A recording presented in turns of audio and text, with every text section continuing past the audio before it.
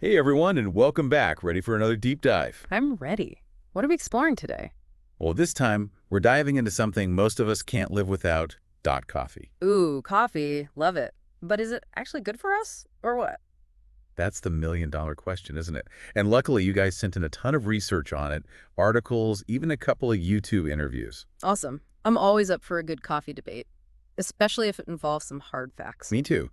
Let's start with that RUS article. Did you see that 400 million cups of coffee are consumed by Americans every single day? 400 million. Wow, that's a lot of coffee. No wonder we're all so obsessed. Right. It's practically woven into the fabric of our lives. Yeah. But what's really fascinating is that even with all those coffee drinkers, there's still so much we don't know about how it affects our bodies. True. I mean, everyone's heard about caffeine, but that RUS article also talked about all these other compounds in coffee, like over 1,000. Right? Something called polyphenols, which are antioxidants. Sounds pretty healthy. All right, potentially. But remember, a lot of the older research about coffee didn't always paint the most accurate picture. The Discover article pointed out how a lot of those studies didn't account for other factors like smoking. Uh-huh. So maybe coffee was getting blamed for things it wasn't actually responsible for. Exactly. And thankfully, newer studies are much more rigorous. And you know what? They're finding that coffee might actually be beneficial for a lot of people, as long as you drink it in moderation, of course. Wait, hold on. You're saying coffee could be good for us? That's what the research is suggesting. For example, there was this Harvard study published in Diabetologica that linked coffee consumption to a lower risk of developing type 2 diabetes. Wow, that's impressive. So how does coffee do all that? Is it the caffeine? Well, caffeine definitely plays a role. Dr. Mike explained it perfectly in his YouTube video. Caffeine basically blocks this neurotransmitter called adenosine, which is what makes us sleepy. So by blocking adenosine, caffeine keeps us alert and energized. Exactly. And it can even boost cognitive function. But those other compounds, like the polyphenols, they have anti-inflammatory properties, which could explain why coffee is being investigated for its potential to protect against Parkinson's disease and even slow down dementia progression. Wow, that's amazing. So coffee might help with serious diseases. Hmm. I'm starting to feel a lot better about my coffee habit. Right, and there's more. There's even research suggesting coffee might protect your liver and potentially even lower the risk of dying from chronic liver disease. Okay, now I'm really seeing coffee in a whole new light. But how does it do all that? Well, like we said, caffeine is a big player, but there's more to it than that. Those polyphenols I mentioned, they're powerful antioxidants that fight inflammation throughout the body. Right. Antioxidants are good. And get this, coffee also contains fiber. I was surprised to learn that from James Hoffman in the Diary of a CEO interview. Fiber in coffee. That's news to me. So we've got caffeine for energy, polyphenols to fight inflammation, and even fiber for digestion. It's like a super drink. It kind of is, and here's the kicker. Even decaf coffee seems to have some of those same benefits, suggesting it's not all about the caffeine. So decaf drinkers can relax. They're still getting some good stuff. Yeah. But okay, let's be real for a second. There have to be some downsides to coffee too, right? Oh, absolutely. While moderate coffee consumption might be beneficial for a lot of people, there are definitely potential downsides to watch out for. All right, spill beans. Yeah. What should we be aware of? Well, one thing that Dr. Mike emphasized in his video is that caffeine can interfere with sleep. Makes sense. It's a stimulant after all. Right. It messes with adenosine and melatonin, which are the things that regulate our sleep-wake cycle. So if you're having trouble sleeping, you might want to cut back on coffee, especially later in the day. Yeah, I've definitely noticed that myself. Remember in the Diary of a CEO interview, they were talking about people getting offered espresso after dinner. Like, who can sleep after that? Exactly. But it really all comes down to how your body metabolizes caffeine. Some people can handle a late night espresso, while others get jittery from just one cup in the morning. So how do we know what's right for us? Is there like a magic formula? I wish it were that easy. It really comes down to paying attention to your body. If you're feeling anxious, jittery, or having trouble sleeping after coffee, those are pretty good signs you might need to adjust your intake. And remember, while moderate coffee consumption is generally considered safe, it's always a good idea to chat with your doctor, especially if you have any health conditions. Okay, so we've talked about how coffee can affect sleep. But what about other potential downsides? Are there any specific things we need to be aware of? Yeah, there are definitely a few things to keep in mind. One that Dr. Mike talked about in his video was the impact of coffee on pregnancy. He mentioned that caffeine can cross the placenta and might affect the baby. Oh, wow. So pregnant women need to be extra careful with coffee. Definitely. It's always best to talk to your doctor about it. The Diary of a CEO also touched on this, being mindful with coffee during pregnancy. And while we're on the topic of things to watch out for, what about acid reflux? Didn't that RUSH article mention something about that? Yes, caffeine can relax the muscle that keeps stomach acid from coming back up into the esophagus. So if you're already prone to heartburn, coffee might not be your best friend. Especially since Dr. Mike also pointed out that just the bitter taste of coffee itself can actually make your stomach produce more acid. It's like a double whammy. It is. And the RUSH article also pointed out that drinking a lot of coffee, like more than 4 cups a day, has been linked to a higher risk of osteoporosis. Osteoporosis? Really? That's kind of surprising. What's the connection there? Well, it seems like coffee might interfere with how our bodies absorb calcium. And calcium is super important for strong bones. So if you're concerned about bone health, it's definitely something to That consider. makes sense. Okay, so we've got pregnancy, acid reflux, and osteoporosis to think about. Anything else? Don't forget about medication interactions. Dr. Mike had some pretty eye-opening examples of how coffee can change the way certain medications work. Oh, yeah.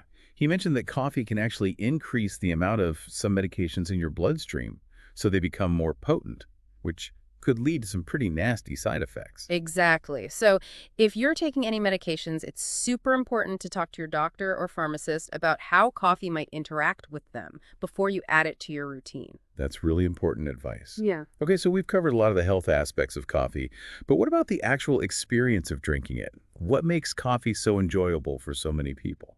Well, James Hoffman in the Diary of a CEO really got into the sensory aspects of coffee.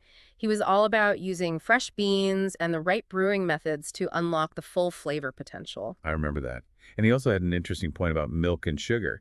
He was saying that they can actually mask the unique flavors of the coffee beans themselves. Right. Like, have you ever tried a really high quality coffee black? I'll be honest, I'm usually a milk and sugar person, but you're making me want to try a good black coffee now. I think you might be surprised. It's all about those subtle flavors and nuances.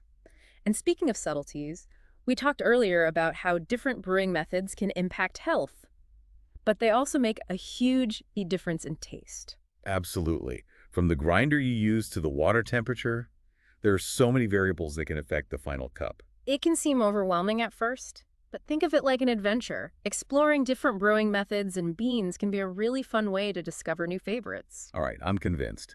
It's time to level up my coffee game. But before we go down that rabbit hole, let's zoom out for a second. There's more to coffee than just our own personal enjoyment, right? Absolutely. We can't ignore the sustainability side of things. The coffee industry has a big impact on the environment, and issues like fair labor practices are crucial to consider. Yeah, those weren't really covered in depth in the sources we got, Yeah, but it's definitely something worth thinking about. for sure. Especially with climate change affecting coffee growing regions, it's a really complex issue. It is. So when we're asking, is coffee good or bad, we also need to think about those ethical and environmental impacts. What can we do as coffee drinkers to be more mindful? Choosing coffee that's certified fair trade or organic is a good starting point.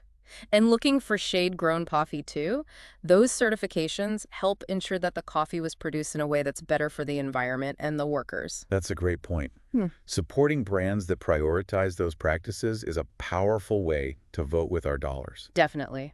And even small things like using reusable filters and coffee cups and composting your coffee grounds can add up. It's inspiring to realize that our coffee choices can actually make a difference. It really is. And speaking of making a difference, remember that study we mentioned from the American Heart Association's journal Circulation, heart failure? The one about coffee and a lower risk of heart failure. Yeah. Well, that study is just one piece of a growing body of evidence suggesting that coffee might be good for our hearts. That's so encouraging. Are there other studies pointing in that direction too? There's some research looking at coffee's potential to reduce the risk of certain cancers like liver cancer, endometrial cancer, and even melanoma. Wow. It's pretty incredible to think that something as enjoyable as coffee could have such a positive impact on our health. It is, but it's important to remember that correlation doesn't equal causation. Just because coffee drinkers have lower rates of certain diseases doesn't mean that coffee is the only reason. Right. There could be other factors involved. Exactly. But the research is definitely promising, and it suggests that moderate coffee consumption can be a part of a healthy lifestyle. Speaking of moderation, how much coffee is actually considered moderate? Most studies say that up to 3 to 4 cups of black coffee per day is generally safe and beneficial for most adults. But remember, that's BLL a day coffee. Those sugary, high-calorie coffee drinks are a whole other story. Absolutely. All those fancy lattes and macchiatos loaded with sugar and syrups, they Yeah. can actually cancel out any potential health benefits. So it's really about finding the right balance for you. Precisely.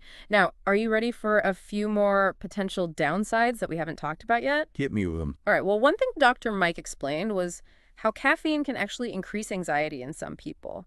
It can even trigger panic attacks. That makes sense. Caffeine is a stimulant, so it can definitely trigger our fight or flight response. Exactly. If you're prone to anxiety or panic attacks, it's wise to be mindful of your caffeine intake. And of course, we can't forget about coffee's impact on sleep. We talked about how it blocks adenosine and messes with melatonin production, Mm.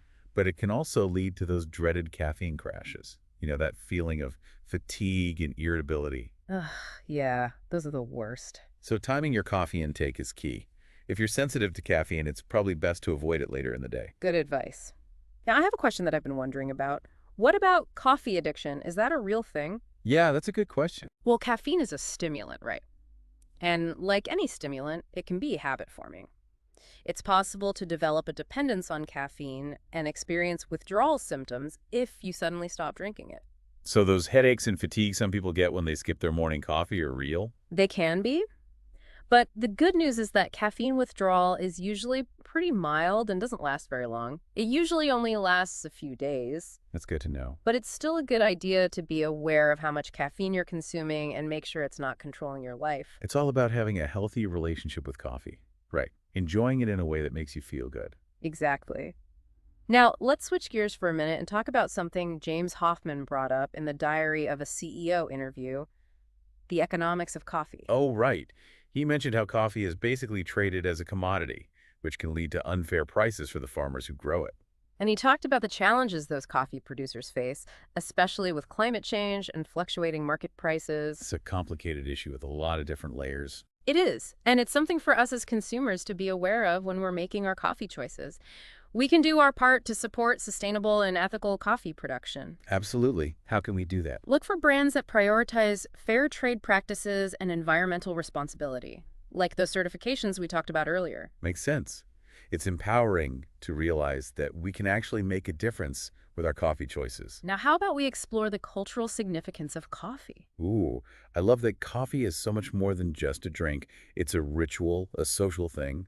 It's a source of comfort and inspiration. Totally. Think about all the different ways coffee is a part of our lives. From meeting friends to brainstorming at work to that perfect cup to start your day, coffee's often right at the center of our social interactions. And it's cool how coffee culture is different around the world. James Hoffman talked about that too, like how different coffee traditions are in places like Italy, Scandinavia, and Australia. It's amazing how something as simple as a cup of coffee can reflect the values and history of different cultures. It's a reminder that coffee is so much more than just a beverage. Right? It's a cultural phenomenon that connects people. And that connection is something to celebrate.